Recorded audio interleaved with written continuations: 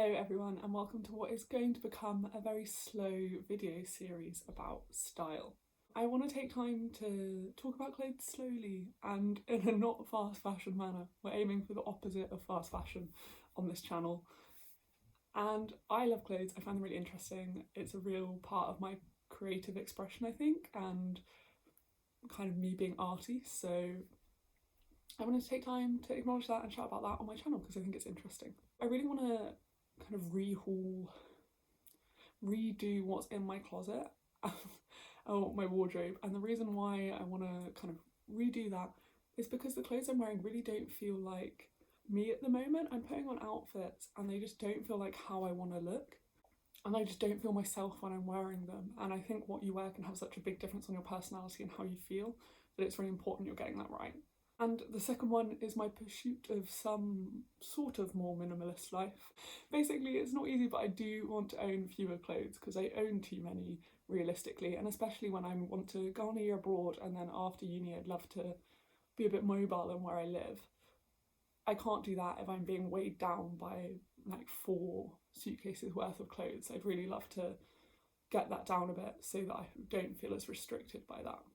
I think at the moment I've fallen into the trap of buying individual things that I like, that go with something in my closet, and then that just multiplies because the more you own, the more stuff is likely to go with something that's in your wardrobe. So I'll buy it and I'll be like, oh, that'll go with that thing, or that'll go with that thing, and it just multiplies out of control, whereas realistically I need like one cohesive unit, not where individual pieces match. So we've cracked out this book, The Curated Closet, which is like my style fashion bible. I absolutely adore this book. And kind of the reason I also wanted to document this is to chat a bit about this book because other people might also need this in their lives. Basically, it sort of guides you through the process of looking at your style and what you're wearing and critically, carefully and kind of slowly examining that and working out how you can be wearing clothes you want to wear and how you can fit that into your lifestyle and your budget, but also talking about caring about clothes and quality of clothes. And it has loads of practical exercises and practical guides and tips that I found to be really useful rather than just, do you want to look chic? Like, I don't know, other books don't have the same substance that this one has. In this video, we're going to be doing a lot of the exercises that kind of are creative and curate your inspiration for how you want to look. Because as I've said, clothes are a creative process, and in a creative process, you need that inspiration. You need something to draw upon. Otherwise, I can't go through my wardrobe if I don't know what I want the end goal to be. I need to set the end goal first and then work towards that. So the first things first is actually just gathering inspiration. So what I do is I collect images of how I want to dress, clothes I can imagine myself wearing, how they're styled on Pinterest. So this is my Pinterest board here, and actually what I can do is I can go into that and I curate a little selection of images for like autumn or winter this year is what I've done. I've pulled together the images that really pull out how I want to look and the style I want to have. And I love Pinterest because it's really useful because it'll pull up images that are similar to the ones you already have in like more ideas for the board, or if you click on an image it will also show different like images related to that, which quite often show different angles or different ways of styling it, or the same blogger in a different outfit. So it's just really useful, and for me really makes sense as a place to create that visible inspiration. Then it's time to get critical about stuff. So what you do here and what I've done is I went through and I really critically examined why I liked each outfit. So was it the kind of textures, was it the colours, was it a specific item in the outfit, was it the way they pulled it all together, was it the overall vibe? So write a list of all of the categories, really thinking about what it is specifically you like in each one. So the categories it gives are overall vibe, individual items, colours, silhouettes, materials and styling. Overall vibe, I wrote comfy chic, maximalist texture, but minimalist colour. I've got a big list of individual items that make it up, and the colours, we'll come back to them later. Silhouettes, so for example I put high-waisted everything, oversized outerwear, straight leg or flare trousers, cardigans tucked at the waist with a high waist. Materials, satin, corduroy, leather shoes and accessories, wool coats.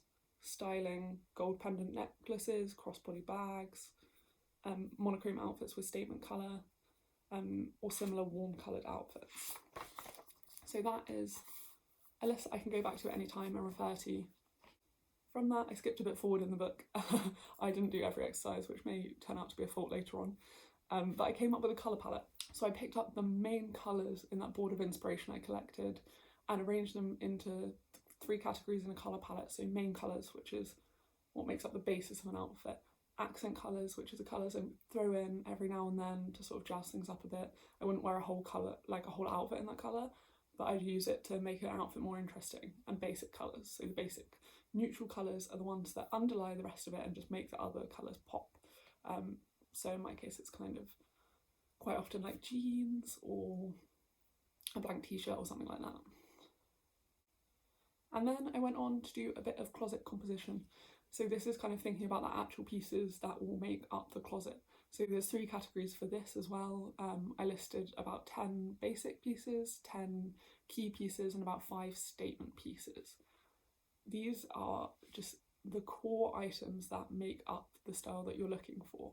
So what pieces actually compose those outfits and how important are they to the style? So basics, again, are the background to your outfit, the stuff that you wear, which isn't making a statement. Your main key pieces are the pieces that really define your style and that on a day-to-day basis will get really regular wear. And then your key pieces are, your statement pieces are statement pieces. They really take your outfits to a next level. You'd probably only wear one of them at a time, but maybe if you're going to a fancy thing, you could pair more 2 of them together and it would be even bolder. So it's that scale that you follow. I think this is actually a really useful exercise to do because it proved to me that I can own less clothes because I listed 25 items and that's enough to make up that whole wardrobe. So I could just own those clothes and I would have a full wardrobe, whereas I don't know how many clothes I own at the moment, but I suspect it's more than 25 items. Also doing the colours section before I clean out my wardrobe I think will help make me a bit more ruthless because I have items that are just in colours that I'm never going to wear and don't go with the rest of my wardrobe, so there's no point me owning them, and I think I really needed a visual to look at to be able to do that. So that's what I've done so far. That's kind of the beginning of the more thought section of the journey. Next time I'm actually going to be clearing out my closets and wardrobes and going through the clothes I own at the moment. So keep tuned for that one, and hopefully we can go on this clothes journey together. I think it's always fun to document your style as well because I really think where it shows who you are in that moment and who I want to be at this point in time, and I hope that's interesting.